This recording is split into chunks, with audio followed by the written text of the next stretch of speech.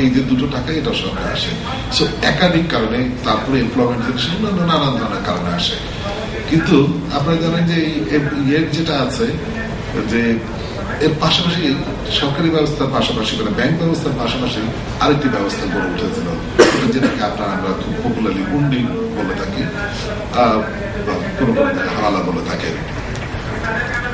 আমরা প্রথমে যে জিনিসটা চিন্তা করেছি সেটা হচ্ছে how to beat this system. এই সিস্টেমটাকে কিভাবে পরাজিত করা যেতে পারে।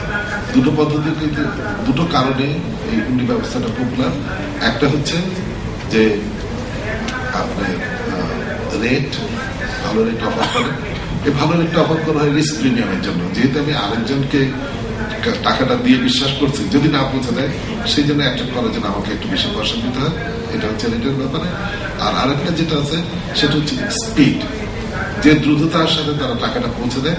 আমরা এরকম চিন্তা করছিলাম যে কত দ্রুত এটা পৌঁছে দেয়, যে কারণে আপনি দেখবেন যে মোবাইল পেমেন্ট ব্যবস্থা যেটা আমরা করেছি, মোবাইল সিস্টেমটা কি করে সেটা মূলত কিন্তু প্রথমে ইন্টারন্যাশনাল রেমিটেন্স দিয়ে শুরু হয়েছে, যেটা আপনার আসিফ সাহেবের যে প্রেজেন্টেশন সেখানে লক্ষ্য করেছেন। সেখান থেকে কিন্তু যে জিনিসটা এসছে।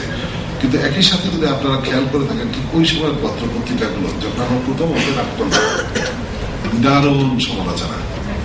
হ্যাঁ, যে ব্যাংক ব্যবস্থার পাশাপাশি আরেকটা ব্যবস্থা চালু করা হয়েছে, এই মোবাইল ব্যাংকিং হচ্ছে ইত্যাদি ইত্যাদি ইত্যাদি, যে কারণে আপনারা লক্ষ্য করে থাকবেন যে বাংলাদেশ ব্যাংকের নীতি নির্ধারকদের মুখে মোবাইল ব্যাংকিং শব্দটা আপনার শুনবে না। এম পেমেন্ট বা মোবাইল প্ল্যাটফর্ম ব্যবহার করে টাকা বিতরণ ইত্যাদি ইত্যাদি এগুলো শুনবেন। কাজে একদিকে তো আমাদের জ্ঞানের সীমাবদ্ধতা আছে। হ্যাঁ, আমরা যারা এগুলোকে ইমপ্লিমেন্ট করি, যেমন আমি নিজে ব্যক্তিগতভাবে স্বীকার করতে আমার কোনো ধরনের দ্বিধা নেই যে অন্তত আপনার যখন ইলেকট্রনিক ব্যবস্থার প্রশ্নটা ওঠে, ইন্টারনেটের ব্যবস্থাটা ওঠে, এই জাতীয় ব্যবস্থাটা আসে, তখন আমি ব্রাত্য যান। আমি ঠিক ওই অর্থে শিক্ষিত লোক না। কাজে আমার দরকার পড়ে যারা জানেন তাদের সাথে সহযোগিতা করার। আমার মনে আছে যে ই কমার্সের ব্যাপারে আসিফ সালে আছেন এখানে, উনি বিয়ানিয়াও, আমরা ফাহিম সাহেব আছেন কিনা এখানে যাই না, ফাহিম সাহেব আর ভদ্রলোক আছেন শামীম হাসান সাহেব, ওনাদেরকে ডেকে নিলাম। ডেকে নিয়ে ধীরে ধীরে এই জিনিসটা কি, এটা করলে কি হয়, ওটা করলে কি হয়, এরকম করে বুঝে বুঝে বুঝে তারপরে আবার ড্রাফটিং করা, সেই ড্রাফটিং থেকে তারপরে এটাকে ইমপ্রুভ করা, এটা করে আমরা এটা করেছি। কালকে যখন আলোচনা হচ্ছিল তখন শামীম সাহেব বলছিলেন, একজন বলছিলেন যে ইন্টারন্যাশনাল পেমেন্ট করা যায় না। কালকে এখানে ছিলেন মাহমুদ জামান সাহেব, আপনি আশা করি আছেন এখানে, উনি ইন্টারনেটে পেমেন্ট করেছেন কালকে, ইন্টারন্যাশনাল পেমেন্ট। উনি কার্ডটা রিপোর্টটা উনি কালেক্ট করেছেন ইন্টারনেটে। সেই ইন্টারন্যাশনাল পেমেন্ট করা যায় না, এটা সর্বাগ্রে সত্যি না, বেশিরভাগ ক্ষেত্রে করা যায় না, এটাও সত্যি। যেটা আমাদেরকে মনে রাখতে হবে যে আমরা একটা জিনিস শুরু করেছি, আমরা দেখবো, তারপর ক্রমান্বয়ে এগুলো খুলবে, একটা একটা করে তা খুলবে। আপনারা যদি হঠাৎ করে খুলে দিতে, প্রথম কথা হচ্ছে ইন্টারনেট তো দূরের কথা, আমাদের কিন্তু যে কোনো ইন্টারন্যাশনাল পেমেন্টে কিছু নিয়ম কানুন মেনে চলতে হয়। যেহেতু আমাদের ফরেন এক্সচেঞ্জ রিজার্ভ যেটা, সেটা অপরিমিত, মানে অপরিসীম নয়। ইচ্ছা করলেই আমি আমার অবাধের এভাবে করতে পারি না, সে কারণে কিছু রেস্ট্রিকশন আছে। তবে ইন্টারনেটে আমি স্বীকার করি যে এটা আরো খোলার বিষয় আছে, আমরা আলোচনা করবো। এবং আজকে যে তিনজন প্যানেলিস্ট যে প্রস্তাবনাগুলো উপস্থাপন করেছেন, আমি মনে করি যে এদের মধ্যে বেশ কিছু জিনিস আছে যেগুলো খুব সক্রিয়ভাবে এবং দ্রুততার সাথে আমাদের চিন্তা করা দরকার। আমি প্রস্তাব রাখবো যে ওনারা বা যে কোনো একটা আমব্রেলার, মানে যে কোনো একটা ছত্র ছায় যদি এসে একটা ছোট্ট একটা কমিটির মতো করে বাংলাদেশ ব্যাংকের সাথে বসেন, উই আর ওপেন, আমরা যে কোনো সময় ওনাদের সাথে বসতে রাজি আছি। এবং যেখানে আমাদের অ্যাটিচিউড অত্যন্ত পজিটিভ, আপনাদেরকে এটা আমি কনফার্ম করতে পারি। স্পেশালি আমাদের গভর্নর সাহেব আছেন, আপনারা জানেন যে উনি অত্যন্ত ওপেন। আপনারা লক্ষ্য করে থাকবেন যে উনি আসার মাত্র কিছুদিনের মধ্যেই প্রচুর পরিমাণ আমাদের ফরেন এক্সচেঞ্জ ডিরেগুলেশন আছে। উনি আসার একটি কথাই যে ইনসিডেন্টালি আমার ক্লাসমেট জিয়া, হ্যাঁ, I want to make sure যে ছোটখাটো ব্যাপারে যেটা স্মল ইরিটেন্টস গুলো যাতে না থাকে, এবং আমরা সেগুলো দেখে দেখে এগুলো করেছি। ই কমার্সে কি কি হয়েছে আপনারা জানেন। আমার মনে হয় যে আমাদের যে অসীম বাবু আছেন উনি পুরোটাকেই বলেছেন। কিছু কিছু জায়গায় আমাদের এখনো চিন্তা ভাবনার সমস্যা আছে, সেটা আমি বলি যে আমরা ভাবছি যে এগুলো কিভাবে সমাধান করা যায়। তার মধ্যে একটা হচ্ছে পার্সন টু পার্সন পেমেন্ট। আপনারা জানেন যে সারা পৃথিবীব্যাপী এখন টেরোরিস্ট ফাইন্যান্সিং একটা খুব বড় ধরনের ইস্যু। আমি যদি ব্যাংকিং ব্যবস্থা সুবিধা হচ্ছে যে ব্যাংকের মাধ্যমে যখন পেমেন্টটা হচ্ছে তখন আমি যেভাবে ট্র্যাক করতে পারছি বা আমার অডিট ট্রেলটা থাকছে সেই জিনিসটা কিন্তু ওখানে থাকবে। আমি যদি মনে করেন XYZ পরিবহনের মাধ্যমে টাকাটা পাঠিয়ে দিই, তাহলে কে পাঠালো, কার কাছে গেল, কি উদ্দেশ্যে ব্যবহার করা হলো, ও কোনোই হদিশ থাকবে না। এটা বিশ্বব্যাপী বাদ দেন, ইভেন আমার নিজের জন্য, আমার নিজের দেশের জন্য তো এটা চিন্তার বিষয়। এই যে পার্সন টু পার্সন পেমেন্টের ব্যাপারে আমি একটু কনজারভেটিভ আছি আপাতত, এবং KYC ব্যাপারটা যেটা প্রস্তাব এসছে আইডি কার্ডটা ব্যবহার করার কথা, সেটা আমরা খুব সিরিয়াসলি চিন্তা করবো যে এটা যদি এটা ব্যবহার করা যায় কিনা। আরেকটা ফিগার এসছে যে রুরাল ডিপোজিটের গ্রোথ রেটটা কমে গেছে, সত্যি। তবে এটা যতটা কম দেখাচ্ছে পসিবলি এত কম না। এটা আমি মোটামুটি একটু বলি যে রুরাল এবং আরবান যে ডেফিনেশনটা হচ্ছে মিউনিসিপ্যালিটি দিয়ে, অর্থাৎ মিউনিসিপ্যাল এরিয়ার মধ্যে যেটা পড়ে সেটাকে আমরা বলি শহর, এবং মিউনিসিপ্যাল এরিয়ার বাইরে যেটা সেটাকে গ্রাম বলি। আপনারা সম্প্রতি লক্ষ্য করেছেন যে কত নতুন নতুন মিউনিসিপ্যালিটি হয়েছে, যে কারণে যে আরবানের গ্রোথটা আপনারা দেখতে পাচ্ছেন, রুরালটাকে সংকুচিত দেখতে পাচ্ছেন। তারপরেও আমার কাছে এই মুহূর্তে পরিসংখ্যান নেই, হতে পারে এই ঘটনাটা, আমরা আমাদের নজরে জিনিসটা এসছে, আমরা এটা পরীক্ষা করে দেখবো।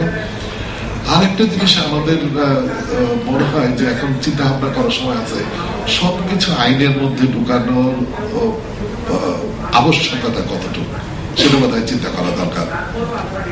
যেমন একটা ছোট কথা বলি, সরকারি পেমেন্ট করবেন, সরকারি পেমেন্টে বলেই দিয়ে আছে যে ট্রেজারি চালানে দিতে হবে, এবং এটা কথা বলা আছে ট্রেজারি রুলে বলা আছে। তাহলে ট্রেজারি রুলটা সংশোধন করতে হবে, তার মানে আবার আপনার আইনি রাস্তায় যেতে হচ্ছে। কোন কোন ক্ষেত্রে আমার মনে হয় যে প্রজ্ঞাপন দ্বারা এটা ইয়ে করতে পারে, সরকার জারি করতে পারে, বা এই যে মানে পরিষদ পদ্ধতি প্রজ্ঞাপন দ্বারা জারিকৃত হতে পারে। এই জাতীয় যদি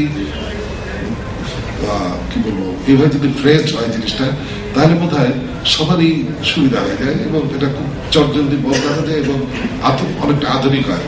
যে আমার যে ইলেকট্রনিক ব্যবস্থাগুলো আসবে তার যে পরিবর্তন আসবে বা ভবিষ্যতে এর চাইতে উন্নততর যদি কিছু আসে, তাহলে সেই ব্যবস্থাটার সাথে আমরা খাপ খাইয়ে দিতে হবে। আরেকটি প্রশ্ন উঠেছে যে MFI এর ব্যাপারটায়। MFI এর ব্যাপারটা আসলে আপনি ঠিক বলেছেন যে এটা MRA কিন্তু একটা আলাদা মাইক্রো ক্রেডিট রেগুলেটরি অথরিটি, এটা বাংলাদেশ ব্যাংকের অংশ না। যদি ইনসিডেন্টালি গভর্নর সাহেব এটা চেয়ারম্যান, কিন্তু এটা অপারেশনাল একজন CEO আছেন। ইনসিডেন্টালি উনি আমার ঘনিষ্ঠ বন্ধু, আমি ওনার সাথে আলাপ করে রাখবো এই ব্যাপারে। আমার মনে হয় যে আর অন্যান্য যে ইস্যুগুলো এসছে, ইন্টারঅপারেবিলিটি এবং অন্যান্য যে জিনিসগুলো, সেগুলো সবকটারই প্রশ্ন উত্তর দেওয়া আছে, এবং এগুলো নিয়ে কোনো বাদ বিতণ্ডার কোনো অবকাশ নেই। আর অসীমবাবু সবটাই কাভার করেছে। আপনারা একদম নর্মালি প্রধান অতিথি এবং সভাপতির বক্তৃতা আমার জানার মধ্যে সবচেয়ে বিরক্তিকর বিষয়, কারণ আলোচনার শেষাংশে হয় সেটা ইয়ে করে।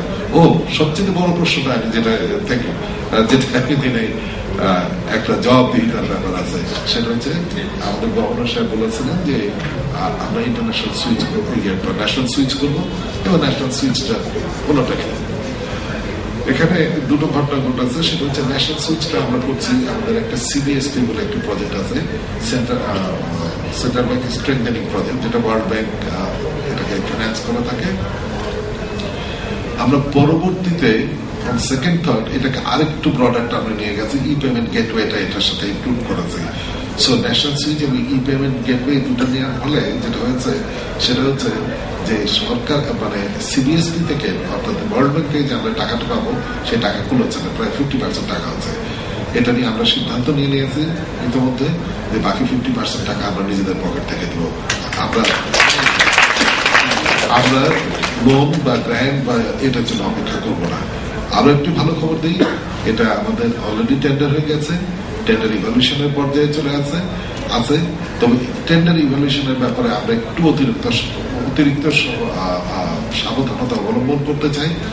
সর্বোচ্চ পর্যায়ে এটাকে আমরা ইনভলভ করতে চাই, সবচেয়ে টেকনিক্যাল ব্যক্তিদেরকে ইনভলভ করতে চাই, কারণ এটা জাতীয় পর্যায়ের একটি জিনিস। এটা এরকম না যে পছন্দ হলো না 2 দিন বাদে আমি বাতিল করে দিব বা বদলে দেবো, এটা করা সম্ভব না।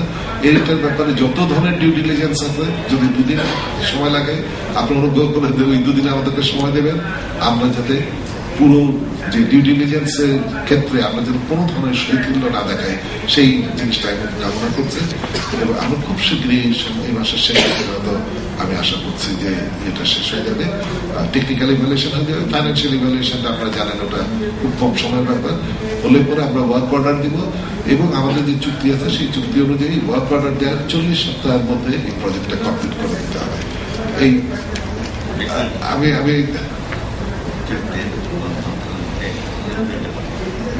আমি আমি আমার ধারণা যে হয়তো এই 11 ডিসেম্বরে করতে হবে, বাট এই সময়টা আমাদেরকে দিতে হবে। একটা বড় জিনিস, জাতীয় পর্যায়ের জিনিস, এটা যতটা নিখুঁত করা যায় সেটার জন্য।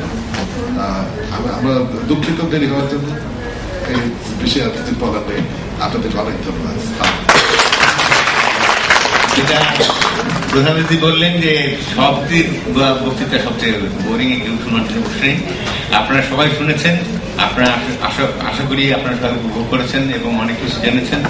এবং আমরা সবচেয়ে ভালো খবর যে দুটো পেলাম সেটা হলো যে যারা এই যে এক্সপার্ট তাদের নিয়ে বেশি অতি শীঘ্রই একটি ফোরাম ফর্ম করবেন এবং গভর্নর বাংলাদেশ ব্যাংকের সাথে পরামর্শ করার জন্য বসবেন। 3 নম্বরটা হলো যেটা সবচেয়ে শেষে যে খবরটা পেলাম, সেটা ন্যাশনাল সুইচ পেমেন্ট সুইচ এবং ই পেমেন্ট গেটওয়েটা বাই এন্ড দিস ইয়ার আর আগামী বছর, এইটার সবচেয়ে ভালো খবর।